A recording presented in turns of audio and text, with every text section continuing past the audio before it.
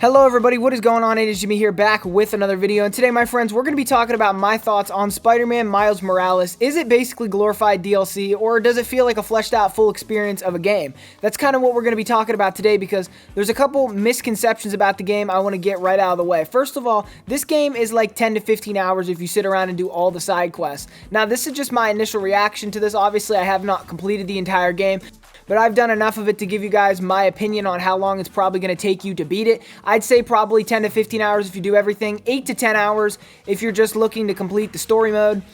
And honestly, I have to say the story is pretty good. I'm not going to get into spoiler territory by saying anything that goes on in the story. I'll keep that all out so you guys don't have to leave, because I will not spoil the story in this video, and I'll try to keep the gameplay pretty spoiler-free. I won't show anything that's crucial to the plot. Now, with this game, there is two modes you can play on. There is the mode that prioritizes 60 frames per second, kind of slashes ray tracing, and also upscales to 4K from a lower resolution. And then there's the 4K resolution version, the ray traced version, the 30 frames per second version. And I'll be honest with you, this game, honestly, I think it feels better in the 30 frames per second. Not better in terms of movement, obviously, the 60 is better, but you won't even notice it with all the distractions. The combat isn't fast enough to where it really does matter.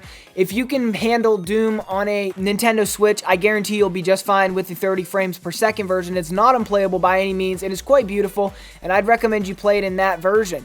Now, the gameplay you are seeing is captured directly off my PlayStation 5.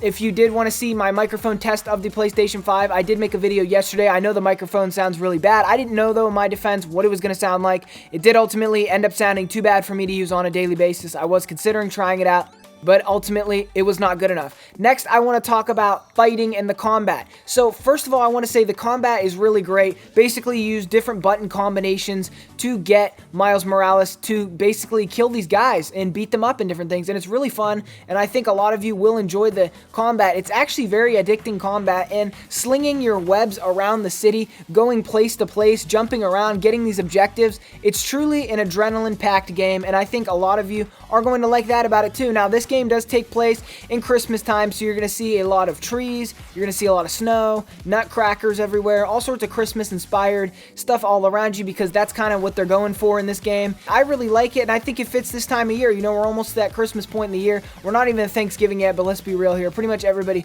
skips right over Thanksgiving and gets right to Christmas, so basically, you're pretty much in Christmas right now.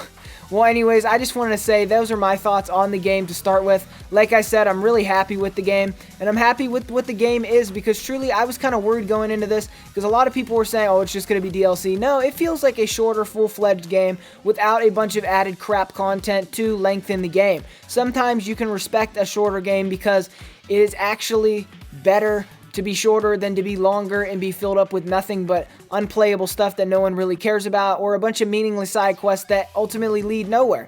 These side quests and different things in this game, I don't really think they're called side quests. I think they're missions and different things, ultimately give you all sorts of suits and different things that you can make your Miles Morales character look so much cooler than he did ultimately in the beginning, and you will actually have a great time with this. In all, I think it's a great game, and I think it is probably one of the strongest games that has ever launched with a console ever, because launches for consoles are usually pretty bad. I'd put it up there with some of the greats. Obviously not a Breath of the Wild here. I mean, it's not even close to as long, but in terms of beauty of this game and different things, it's hard to match it. This is one of the prettiest games you can actually play, and I'm really happy with it. I like the futuristic yet also cartoony art style. That's another thing I wanted to mention, and those are just my thoughts on it.